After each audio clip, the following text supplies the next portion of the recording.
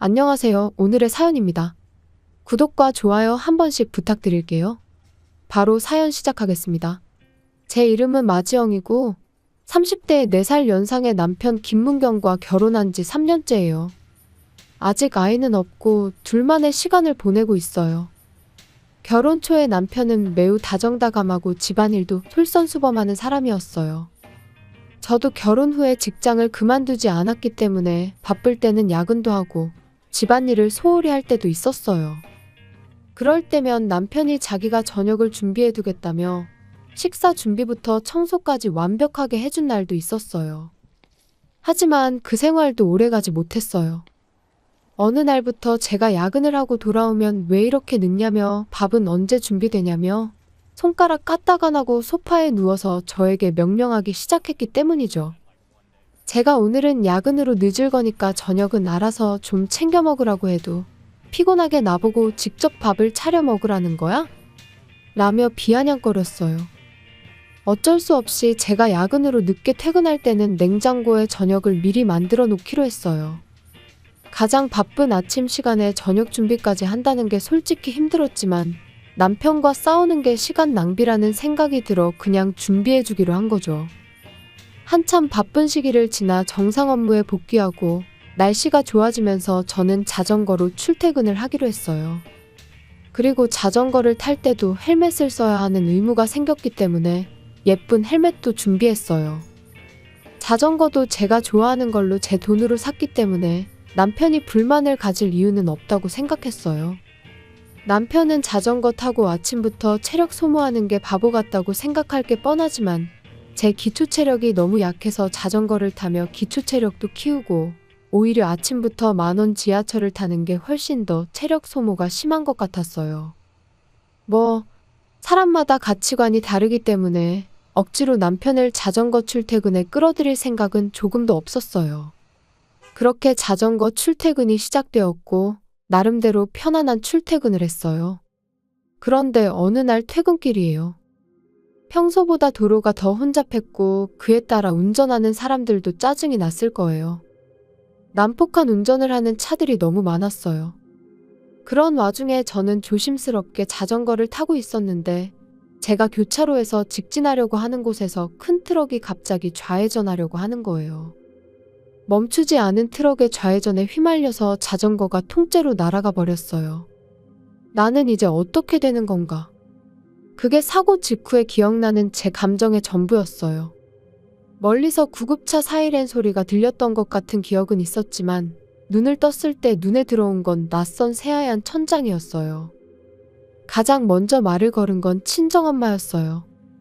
제 이름을 부르며 괜찮냐고 하는데 생각보다 큰 목소리에 깜짝 놀랐지만 그만큼 제 걱정을 하셨던 것 같아요. 그때 엄마가 제가 양손을 다쳤다고 알려주는데 팔을 들어 올려보니 양손에 깁스하고 있었어요. 내 손이 왜 이래? 제가 물었더니 남편이 말했어요. 두 팔 모두 골절됐어. 당분간은 안정을 취해야 할 것 같아. 두 팔 다? 맞아. 남편의 말투는 제 몸을 걱정하는 것처럼 들리지 않았어요. 어딘지 모르게 냉랭한 느낌이 들었어요. 아마 남편은 제 걱정보다는 오늘부터 집안일과 끼니 걱정을 하는 것 같았어요. 쉽게 짐작이 되는 사람이거든요. 친정엄마가 있으니 딱히 티를 내지 못하고 답답했던 남편은 우리 엄마를 집에 돌려보내기로 마음먹은 것 같았어요. 장모님, 지영이는 제가 돌볼 테니 오늘은 이제 돌아가셔도 괜찮아요. 나중에 도움이 필요하면 그때 부탁드릴게요. 엄마는 남편의 말만 듣고 정말 돌아가려고 했어요. 제가 엄마를 말리려고 하자 남편이 엄마가 보지 못하는 각도에서 제게 조용히 하라고 명령을 하는데 결국 엄마는 그날 집으로 돌아가고 말았어요. 엄마가 돌아가고 병실에 둘만 남게 되자 남편의 태도가 돌변했어요. 너 바보야? 왜 트럭에 치여가지고 두 팔 다 부러뜨려? 이래도 자전거 출퇴근을 계속할 거야. 앞으로 다 나을 때까지 집은 어떻게 할 건데? 당분간 가사 도우미를 쓰던가 할 거니까 결제는 너가 해. 다 네가 자초한 일이니까. 하고 싶은 말은 다 한 것 같은데 저에 대한 걱정은 전혀 없었어요. 결국 자기만 중요한 거죠. 남편은 도대체 나를 어떻게 생각하는 건지. 사고의 충격에서 완전히 회복되지도 않았는데 남편에게 이런 취급을 당하고, 그래도 남편의 질문에 대답은 해야 했어요. 아직 사고의 충격으로 어떻게 해야 할지 잘 모르겠어. 조금만 시간을 줘. 그렇게 말하면 기다려줄 것 같아. 시간을 주면 해결될 게 있어? 남편은 예상했던 대로 대답을 해왔어요. 저는 어쩔 수 없이 집안일은 패 끼치지 않게 알아서 해주겠다고 말했어요. 그러자 남편은 자기한테 패 끼치면 집에서 알아서 나가라는 말을 마지막으로 병실을 나갔어요. 다음 날 남편이 마중을 나올 리가 없으니 엄마한테 마중을 부탁했어요. 엄마가 회사는 어떻게 하냐고 묻는데 저는 이따가 회사랑 이야기 나눠보겠다고 했어요. 그리고 엄마가 남편에게 당분간은 가사도우미를 쓰는 게 어떻겠냐고 말해놨다며 필요하면 엄마가 가서 도와주도록 하겠다고 남편한테 좋게 이야기했다고 하는데, 남편은 미소 지으며 자기가 도와주면 되니 아무 걱정 말라고 말했다네요. 저는 분노가 치밀어 올랐지만 괜히 엄마한테 걱정 끼칠까봐 다음에 도움이 필요할 때 도와달라고 이야기를 해두었어요. 그리고 엄마가 집까지 태워다 주고 집에 들어가니 이미 남편이 어지럽힌 흔적이 남아 있었어요. 하루 만에 이렇게까지 어질러 놓다니 앞으로가 막막했어요. 어쨌든 회사에 출근해야 했기 때문에 서둘러 준비하고 회사로 향했어요. 참고로 양팔은 골절됐지만 나머지는 긁힌 상처 정도예요. 회사에 출근하니 다들 걱정해줬어요.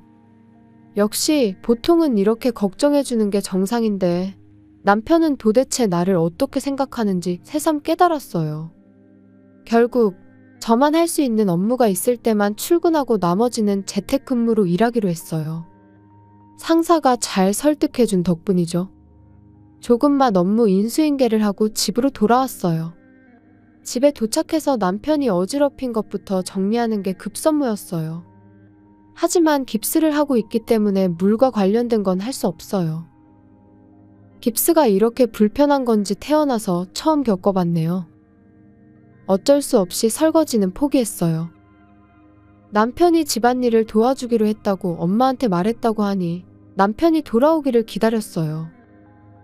저녁에 남편이 돌아오자마자 설거지를 왜 안 해놨냐, 밥은 왜 안 해놨냐며 이럴 거면 사서라도 준비해놨겠다며 저를 나무라며 화를 내는데 저는 기분이 무척 나빴어요. 왜냐면 이게 내가 할 수 있는 집안일 전부야. 지금 내 양팔이 다 부러졌잖아. 그리고 엄마한테는 집안일 도와주겠다고 했다며? 그러면 집안일 좀 도와주지 그래? 알겠어. 오늘은 도와줄게. 그리고 내일은 내가 같이 가고 싶은 곳이 있으니까 같이 바람 쐬러 가자. 남편의 예상치 못한 대답에 이번에는 제가 놀랄 차례였지만 오늘 하루를 어떻게든 버텨낼 수 있을 것 같아 다행이란 생각이 들었어요. 다음 날 남편이 저를 데리고 온 곳은 산림이 우거진 큰 호수였어요. 배를 타고 호숫가에서 산림을 감상할 수 있다네요. 남편이 왜 이런 곳에 데려온 걸까? 제가 어리둥절해 하고 있을 때 남편은 배를 탈 준비를 했어요. 자, 내가 도와줄 테니 타. 먼저 저를 배에 태워주었어요. 그리고는 배를 힘껏 발로 차기 시작했어요. 배는 곧 부두에서 멀어져 갔어요. 어? 잠깐만. 나 혼자서 노를 어떻게 저어? 제가 소리를 질렀지만 남편은 빙그레 웃으며 그러면 손을 빨리 놔으면 되잖아. 라며 저를 향해 웃으며 외쳤어요. 아직 시간도 이른 데다가 다른 배를 타고 있는 사람은 아무도 없었어요. 남편이 아침 일찍부터 이곳에 데려온 이유가 바로 이거였어요. 제가 부두에서 조금 멀어지자 남편은 마음이 놓였는지 혼자서 뒤돌아가는 모습이 보였어요. 저는 배에서 발만 동동 구르며 어쩔 줄 몰라 했어요. 어떻게든 배를 저어보려고 해도 부러진 두 팔로는 어떻게 할 수가 없었어요. 이대로 어디까지 떠내려갈까? 게다가 이 호수 엄청 큰데 이러다 반대편에 도착하는 거 아니야? 그런 무서운 생각들이 계속 들었어요. 점점 시간이 흘러 점심시간이 지날 무렵이 되었어요. 그러자 저쪽에서 카누 같은 걸 탄 사람들이 보였어요. 저를 알아본 모양인지 그분들이 다가와 주셨어요. 저에게 말을 건넨 사람은 여자분이셨는데 이런 곳에 무슨 일로 있는 거냐며 배 타는 곳이랑 너무 멀리 떨어진 곳까지 왔다고 했어요. 그리고 뒤에 한 남자가 있었는데 둘은 부부인 것 같았어요. 뒤에 있던 남자가 선글라스를 벗고 저를 뚫어지라 쳐다보는데 제 이름을 부르며 본인 맞냐고 물어보는 거예요. 알고 보니 제 결혼식에서 만난 적이 있었던 거죠. 이 남자는 남편의 상사였고 둘은 부부가 맞았어요. 제 남편 상사분 아니세요? 죄송합니다. 제가 미처 못 알아봤네요. 아니에요. 한 번밖에 안 만났잖아요. 그런데 왜 이런 곳에 계세요? 양팔에 깁스를 하고 있는 것 같은데. 이건 남편이. 그게 무슨 말이에요? 제가 골절돼서 집안일 할 수 없게 되니까 짜증나서 저 혼자 배에 태워서 여기까지 떠내려왔어요. 아마 지금쯤 집에서 혼자 웃고 있을걸요? 그놈. 사람 자체가 문제가 있네. 무슨 일 있어요? 최근에는 회사에서도 갑질 의혹이 제기되었어요. 자기 집사람한테도 이런 짓 할 정도면 충분히 갑질했을 것 같네요.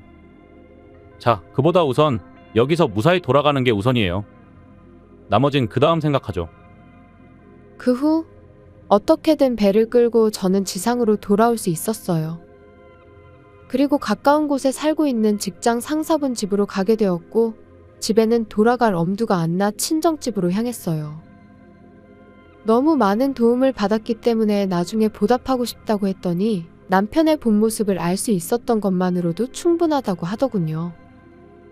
남편이 회사에서 어떤 악행을 저지르고 있는 건지 조금은 걱정이 되었어요. 집에 도착해서 엄마에게도 오늘 있었던 일을 말했어요. 그랬더니 대가를 꼭 치르게 해야 한다며 엄마가 미소를 짓는데 그 모습이 조금 무서웠어요. 다음 날 엄마와 함께 집으로 돌아왔어요. 거기에는 넋이 나가 보이는 남편이 있었어요. 일단 무슨 일이냐고 물었는데 글쎄 회사에서 해고당했다는 거예요.